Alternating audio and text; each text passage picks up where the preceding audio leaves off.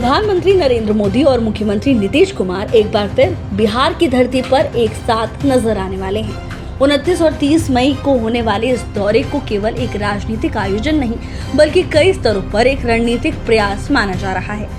दोनों नेताओं की जोड़ी को लंबे समय से बिहार की राजनीति में सबसे प्रभावशाली माना जाता है। जब ये दोनों साझा मंच पर आते हैं तो विरोधी खेमा उनके सामने टिक नहीं पाता।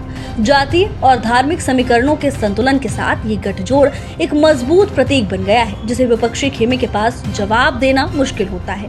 प्रधानमंत्री मोदी पिछली बार 24 अप्रैल को जब बिहार पहुंचे थे, तब देश में पहलगाम आतंकी हमले को लेकर गहरा शोक था। इसके बावजूद उन्होंने मधुबनी में जनसभा की, जहां से उन्होंने आतंकवाद के खिलाफ निर्णायक कार्रवाई का ऐलान किया। इससे कुछ ही दिनों बाद 6 और 7 मई की दरमियानी रात को ऑपरेशन सिंदूर के तहत पाकिस्तान को करारा जवाब दिया गया। इस सैन्य कार्रवाई की गूंज अब प्रधानमंत्री के बिहार दौरे के जरिए राजनीतिक रूप से भी महसूस कराई जाएगी। पटना की सड़कों पर लगे पोस्टर इस बात की तस्दीक करते हैं कि ये केवल विकास यात्रा नहीं बल्कि एक भावनात्मक और रणनीतिक संदेश भी है। पोस्टरों पर लिखा गया, जो सिंदूर मिटाने निकले थे उन्हें मिट्टी में मिलाया है और ना देश झुकेगा ना बिहार का विकास रुकेगा।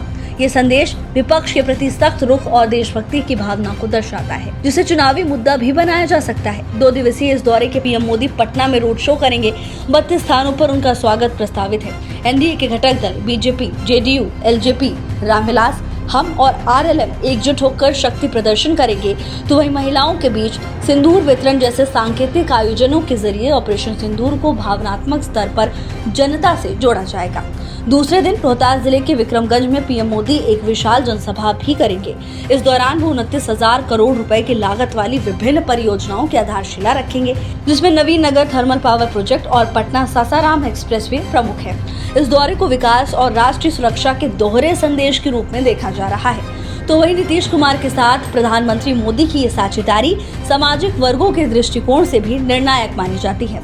अति पिछड़ा समाज और पिछड़ा वर्ग के मजबूत जनाधार के साथ ये जोड़ी सवर्ण, दलित और अन्य वर्गों का समर्थन भी जुटाने में सक्षम नजर आती है।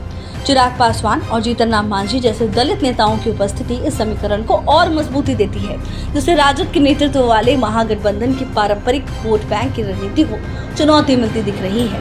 इस बार प्रधानमंत्री मोदी उस जमीन पर लौट रहे हैं जहां से उन्होंने पाकिस्तान को कड़ी सजा देने की बात कही थी।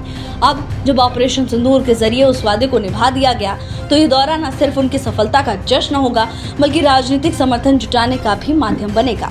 ऐसे में ये देखना दिलचस्प होगा कि मोदी नीतीश की जोड़ी बिहार की आगामी राजनीतिक दिशा को किस ओर मोड़ती है।